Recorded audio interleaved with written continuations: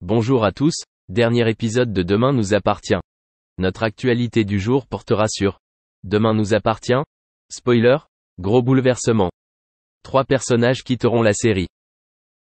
Vous pleurez toujours le décès de Charlie, Clémence Lassalas.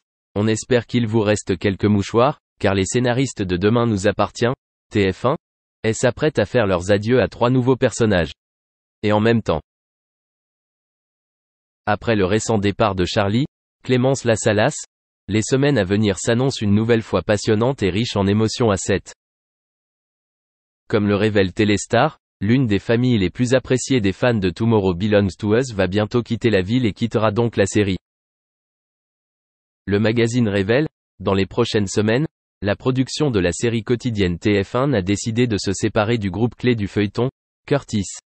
Dorian devrait donc bientôt faire ses valises. Quel scénario l'auteur envisage-t-il? Pourquoi? Comment? Quand? Pour l'instant, aucun détail n'a été précisé. On ne sait pas si ce départ sera temporaire ou permanent. Toutefois, compte tenu de l'histoire récente de la famille avec le meurtre d'Alexis Langlois aux mains de Benedict Curtis pour protéger son mari, on peut imaginer 3 scénarios possibles.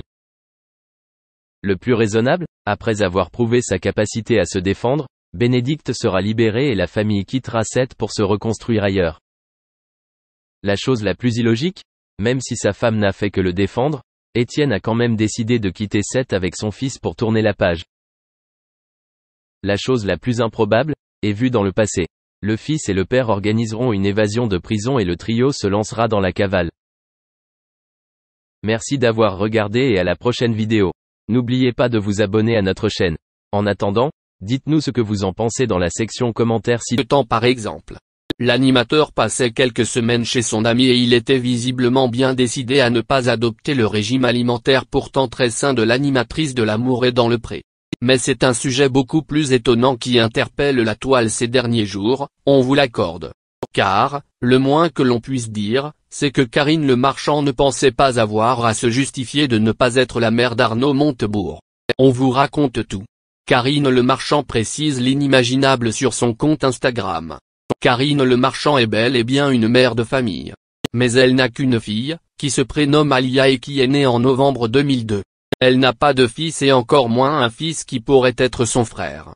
C'est pourtant ce qu'il était possible de trouver sur internet il y a encore peu de temps. En effet, une page Wikipédia a utilisé une image d'elle et d'un homme politique sur une page normalement consacrée à la mère de ce dernier. Karine Le Marchand posait avec le politicien Arnaud Montebourg. Et cette image illustrait donc la page de la mère d'Arnaud Montebourg, celle de Leïla Aoudekadi. Quand l'animatrice vedette de M6 a fait cette découverte, elle n'a pas caché être choquée. En effet, la maman de cet homme politique aurait 82 ans. Et Karine Le Marchand n'en a que 53, soit 5 ans de moins qu'Arnaud Montebourg. Mais ce n'était évidemment pas que l'âge qui lui posait problème, les lecteurs d'Objeco sans doute. L'animatrice a donc tenu à remettre les choses au clair à travers une story, sur son compte Instagram. Pas de doute possible, les internautes qui n'avaient pas encore pu constater cette méprise auront bien ri. Karine Le Marchand voit ainsi une raison de plus de faire attention à ce qui peut se dire sur elle sur la toile. En effet, bien qu'Internet soit une source intarissable d'informations et un véritable puits de connaissances, il ne faut pas prendre tout ce qui s'y trouve pour vérité absolue. Sinon, nous aurions vite fait de croire que